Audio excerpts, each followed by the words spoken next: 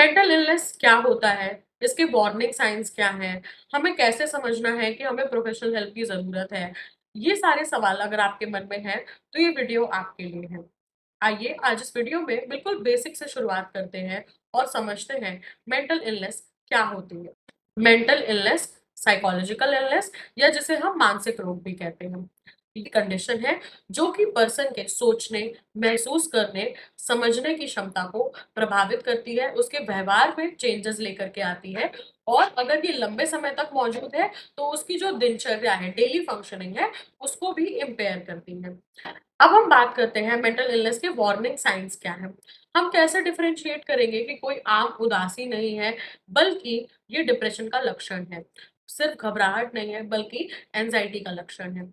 आमतौर पर उदास होना काफ़ी लाज़मी है, लेकिन आप किसी सोशल सर्कल में बैठे जहाँ पे आपने अपनी फीलिंग्स को शेयर कर लिया, कोई जोक सुन लिया, कोई कॉमेडी शो देख लिया और आपकी उदासी चली गई, तो ये आम तौर पर प्रेज़ेंट है। लेकिन अगर यही उदासी पर्सिस्टेंट है और परवेज़िव है, यानी कि ज़्यादातर समय बनी हुई है और आपके हर एरिया को, लाइफ़ के हर एरिया को अफ़ेक्ट कर रही है, आपकी पढ़ाई को, आपके करियर को, आपके दोस्तों को, आपके फैमिली के रिलेशनशिप को, हर एक एरिया को अफ़ेक्ट कर रही है, तो ये डिप्रेशन हो सकता है। आमतौर पे एग्ज़ाम के टाइम पे या इंटरव्यू से पहले घबराहट होती है, लेकिन अगर यही घबराहट काफ़ी लंबे समय तक बनी रहे और आप एग्ज़ाम दे ही ना पाओ, आप इंटरव्यू के लिए कुछ सवाल के जवाब दे ही ना पाओ, तो ऐसी सिचुएशन में आना एंग्ज़ायटी के लक्षण हो सकते हैं। वार्निंग साइंस अगर हम समझें तो मेंटल इलनेस के वार्निंग साइंस कुछ एरियाज में हम देख सकते हैं। जैसे कि पहला होता है बिहेवियरल, यानी कि पर्सन का जो व्यवहार है, जो उसके व्यवहार करने का तरीका है, उसमें चेंजेस आ गए हैं। पर्सन ज्यादातर टाइम चिड़चिड़ा रहता है, अग्रेसिव रहता है या फ्रस्ट्रेटेड रहता है या फिर एकदम से शांत हो चुका है, एकदम से चुप बैठ गया है। इस टाइप का क्या उसके व्यवहार में कोई परिवर्तन आया है, उसके इमोशंस में क्या परिवर्तन आया है, क्या पर्सन ज़्यादातर टाइम उदास रह रहा है या बहुत ज़्यादा खुश रह रहा है, बहुत ज़्यादा एलिवेटेड मूड में है। अब पर्सन का जो तीसरा एरिया है वो फिज़िकल चेंजेस का, यानी कि क्या पर्सन को बहुत ज़्यादा नींद आ रही है या बिल्कुल भी नींद नहीं आ रही है, बहुत ज़्यादा भूख लग रही है या बिल्कुल भी भूख नहीं लग रही है, सारा दिन आराम तो करता है लेकिन फिर भी थकान बनी हुई है, थकान जा नहीं रही है। और एक चौथा एरिया होगा कॉग्निटिव फंक्शंस का, यानी कि मेंटल एरियाज का, यानी कि पर्सन कंसंट्रेट नहीं कर पाता, उसकी सोचने समझने की क्षमता चली गई है, वो डिसीजंस नहीं ले पाता है, अपने लिए सही फैसले नहीं ले पाता है, उस जगह पर उसको इम्पेयरमेंट हो रही है।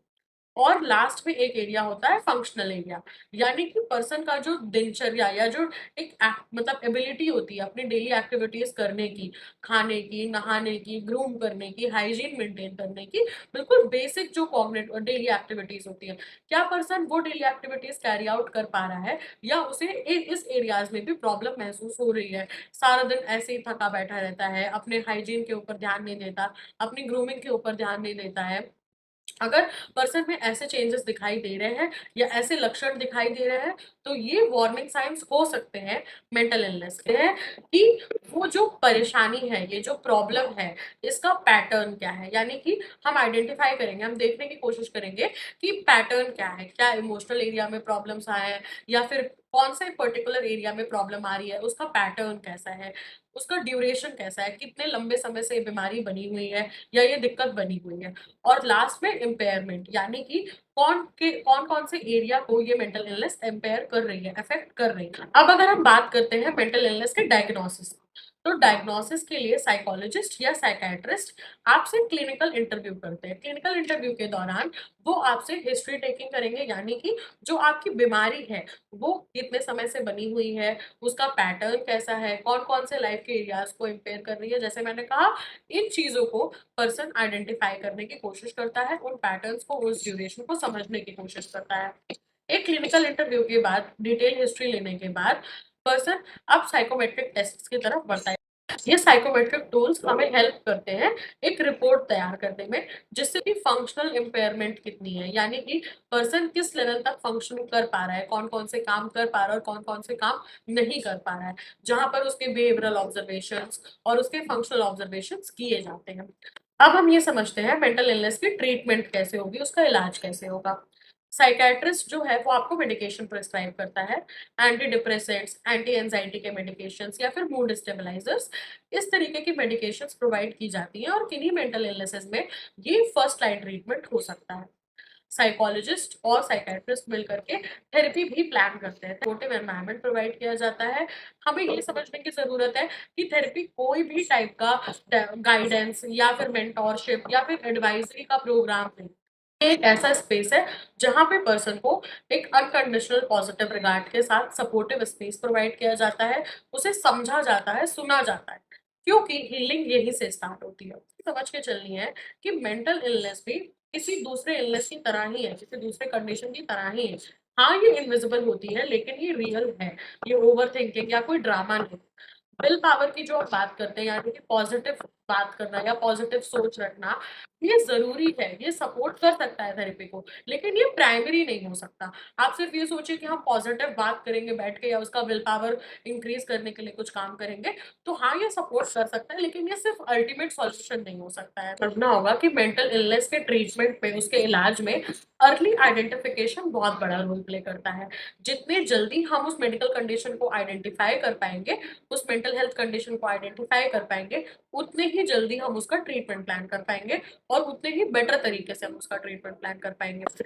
As a friend, as a family हमारा क्या रोल है? अगर आपके आस-पास कोई भी ऐसा है जो ऐसी परेशानियों से गुज़र रहा है, तो उसे नज़रअंदाज नहीं करना है, बल्कि उसे एक ऐसा स्पेस प्रोवाइड करिए। आप कुछ मत करिए, आप सिर्फ़ उसे सुन लीजिए, आप सिर्फ़ उसे समझने की कोशिश करिए। आप उसे एक मौका दीजिए कि वो अपने इमोशंस को, अपनी फीलिंग्स को आपके सामने कह पाए। और अगर आप उसको डॉक्टर विज़िट के लिए ले जा रहे हैं या किसी साइकियाट्रिस्ट या साइकोलॉजिस्ट के पास ले जा रहे हैं, तो वहाँ कोई भी टाइप का नेगेटिव बायस लेकर के मत जाइए, बल्कि उस पर्सन को और ज़्यादा सपोर्ट करिए। और अगर आप कुछ नहीं कर सकते तो सिर्फ बेयर मिनिमम ये करिए कि मेंटल इलनेस का मज़ाक मत उड़ाइए, इसको मीम्स में मत बनाइए, इस चीज़ के ऊपर जोक मत करिए।